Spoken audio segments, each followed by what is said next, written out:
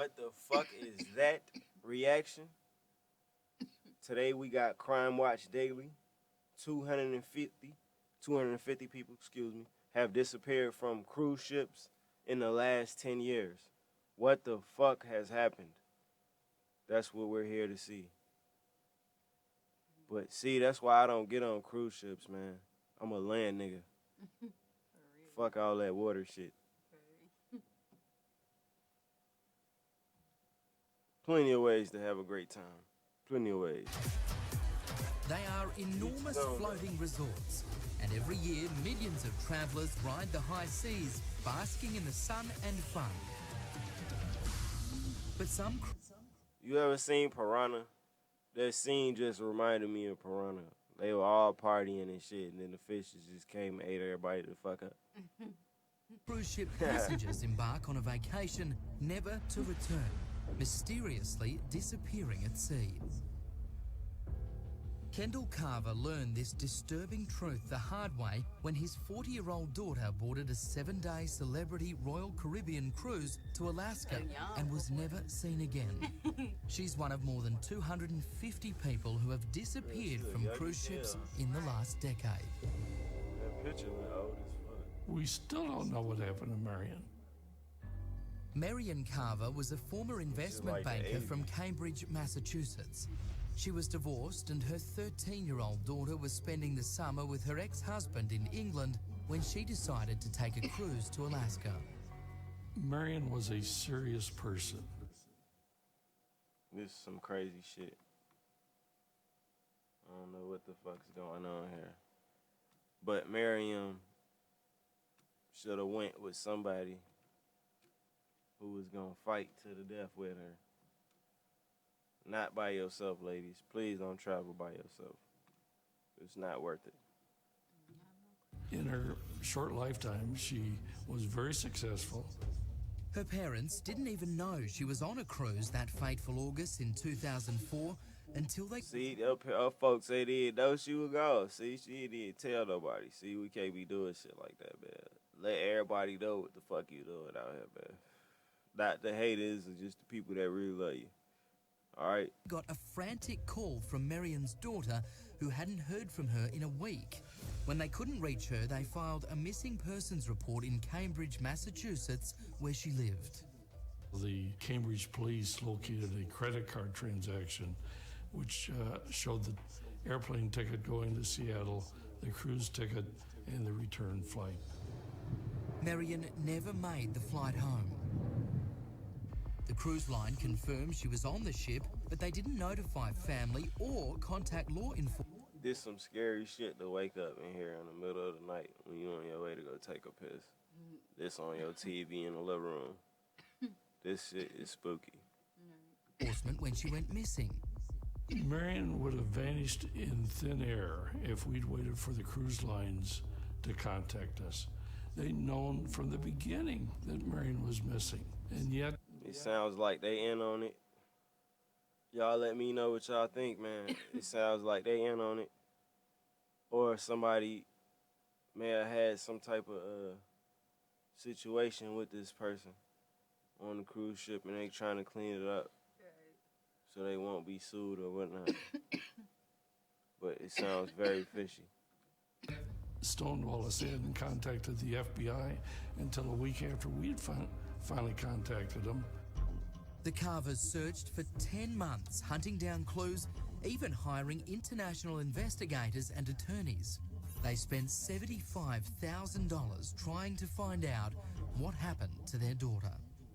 The first question we asked, well worth it, I know. We realized Marion was not on that ship, was their video. And they kept saying they couldn't find her on the tape. First they said there was no tape, they'd erased it. Then all the tape was broke. They said they erased it and the tape was broke. We heard this story way too much. This is some straight bullshit. This is 2004, all right? There was technology then. I know it was 2020, but it was 2004. Technology was pretty decent. The Carvers never received any security tapes, just one blurry shot of Marion boarding the ship. If there was a tape that showed Marion on that ship at some stage, showed her going overboard. That would have been the end of the story. Instead of that, they kept denying it, and that only raises questions. Private investigators eventually learned the last activity on her shipboard account was for room service the second night of the cruise. The steward reported Marion missing 2 days into the cruise. And Yeah, something is definitely fishy. Right. 2 days into the cruise, she already went missing. That means somebody was plotting on her. That's what that sound like.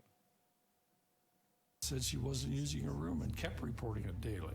When the Carver's investigators finally tracked him down, the cabin steward revealed that on the final day of the cruise, after all passengers had left the ship, he was told to pack up Marion's belongings and take her handbag and put it in storage. It would have been so easy for the cruise lines to say, hey, here's the steward, talk to him. And they don't want to do that. They think he'll go away. Marion's father, Cruise lines to say, hey, put it in storage. Marion's final day of the cruise, after all passengers had left the ship, he was told to pack up Marion's belongings and take her handbag and put it in storage. it would have been so easy for the cruise lines to say, hey, here's the steward, talk to him. Do all that? And they don't want to do that. They think he'll go away. Marion's father asked Royal Caribbean for her belongings to be returned, but never got those either. We finally got emails saying that they took her They got items rid of all in that the shit. room They in on and it. disposed of them. This cruise ship did something. The Carvers didn't get answers to many of their questions, but eventually Royal Caribbean released a statement saying Marion appears to have committed suicide on our ship. We did not have a service for Marion for months because we didn't know what had happened. We repeatedly asked Royal Caribbean to respond, but received no reply. Ross Klein has researched cruise ship crime and testified before Congress on safe. This shit is ridiculous. You folks know what they did and they trying to cover it up, man. That's what it sound like. Real what the fuck moment. Issues at sea. He says the FBI rarely investigates overboard incidents because they get so little information. The problem is that when these people disappear in a mysterious way, automatically it's, well, they jumped, they fell, we're not going to investigate any further. Yeah, that's what I One was reason thinking. They gonna passengers automatically rarely think consider she the jumped. flag their ship is sailing under or the legal implications of cruising Look at in that international shit, boy. That waters. shit look scary as hell. When boy. you I'll step never on get that cruise big ship, ass you're in another all the country millions of folks. that does not enforce their laws and that they're serving unlimited alcohol, their security, they have no police. So you need to be aware of that. Alcohol and unfamiliar territory are other factors which make disappearances so hard to trace. And other passengers often have murky recollections about their fellow shipmates. Investigating missing persons can be a difficult task, especially when they disappear aboard a moving vessel on the open sea. There are about, on average, 20 to 22 people missing from cruise ships every year. Damn.